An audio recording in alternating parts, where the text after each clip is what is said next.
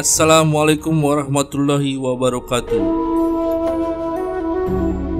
Dari sekian banyak para penyebar agama Islam di Nusantara, ada satu nama yang sangat termasyhur di kalangan para wali.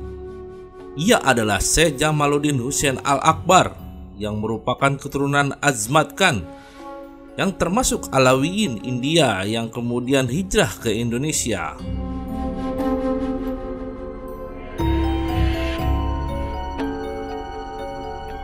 Syekh Jamaluddin Akbar Al-Husaini alias Syekh Jumadil Kubro lahir sekitar tahun 1270 Masehi.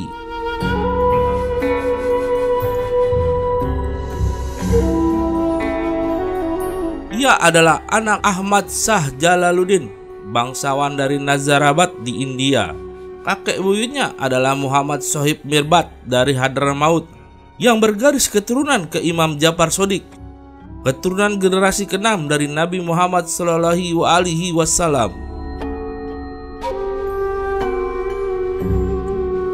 Di antara wali Songo yang terkenal sekarang seperti Sunan Ampel atau Raden Rahmat dan Sunan Giri atau Raden Paku merupakan cucu Syekh Jumadil Kubro, sedangkan Sunan Bonang, Sunan Derajat, dan Sunan Kudus secara otomatis merupakan cicitnya.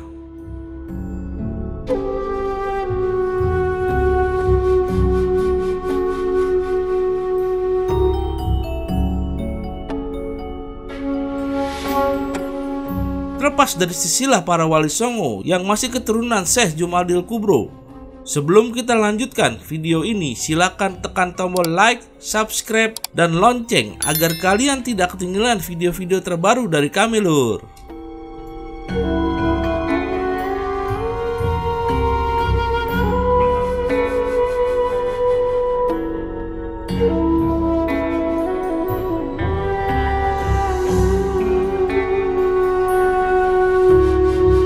Dalam menjalankan misi dakwahnya, Syekh Jumadil Kubro tiba di Kelantan pada tahun 1349 Masehi.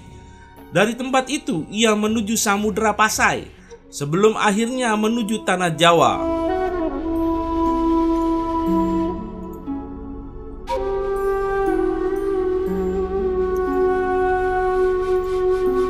Di Jawa, kehadirannya tidak banyak diketahui orang dan tidak seterkenal wali Songo.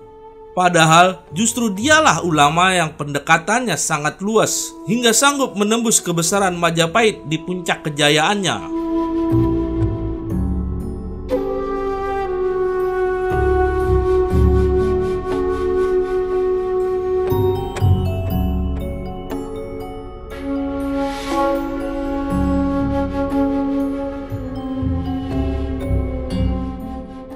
Dari beberapa kisah menyebut Syekh Jumadil Kubro mendarat di Semarang dari Kelantan. Ia pernah tinggal di tanah perdikan sekitar Cepu dan Bojonegoro.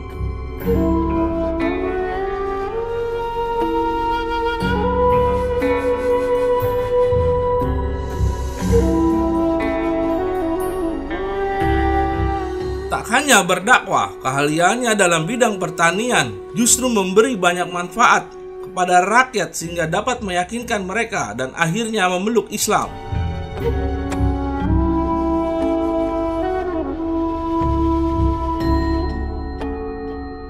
Menurut Martin van Bruinesche, nama Syekh Jumadil Kubro adalah tokoh yang sama dengan Syekh Jamaluddin Akbar Al-Husaini.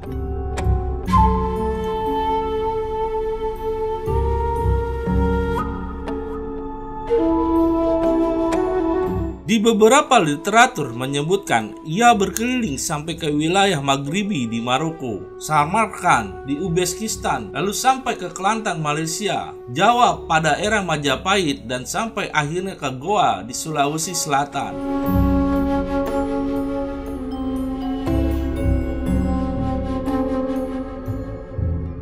Dia wafat dan dimakamkan di Trawulan sekitar 1376 Masehi.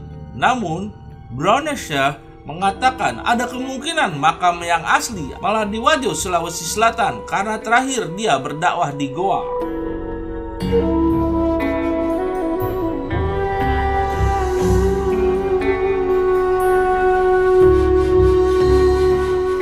Selain di Trowulan dan Goa, makam Syekh Jumadil Kubro juga terletak di daerah Turgo, Pelawangan, Kaliurang, Yogyakarta, atau tepatnya di daerah lereng Gunung Merapi.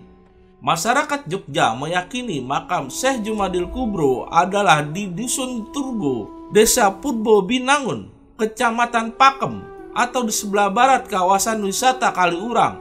Makam Syekh Jumadil Kubro hingga kini jadi tempat wisata religi.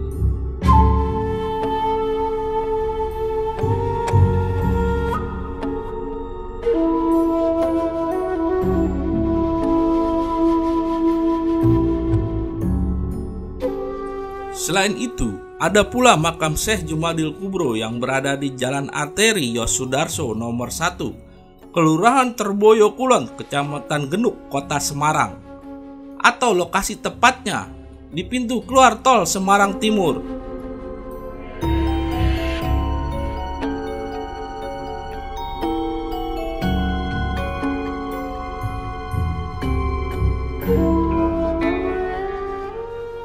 Makam Syekh Jumadil Kubro di Terboyo Kulon ini banyak didatangi peziarah setiap malam-malam tertentu. Juru kunci malam Imam Santoso menceritakan saat kawasan Terboyo dilanda banjir besar pada tahun 1970-an, semua kawasan terendam banjir kecuali makam tersebut. Bahkan makam itu seperti terangkat dan mengapung di atas air.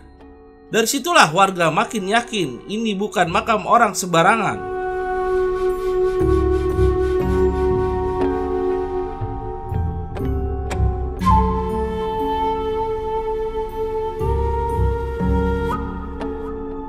Dan sekitar tahun 1998 Masehi, saat jalan tol dibangun, tak ada alat berat yang dapat meratakan dan menggusur lokasi tersebut. Hingga akhirnya titik pembangunan jalan digeser ke sebelah makam.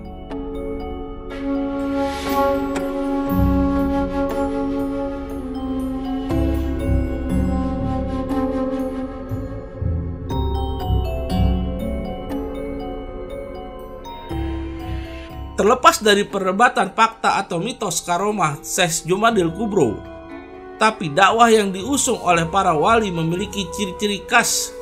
Beberapa di antara yang paling utama adalah damai, adaptif, serta selaras dengan budaya lokal, serta kental dengan nilai-nilai tasawuf.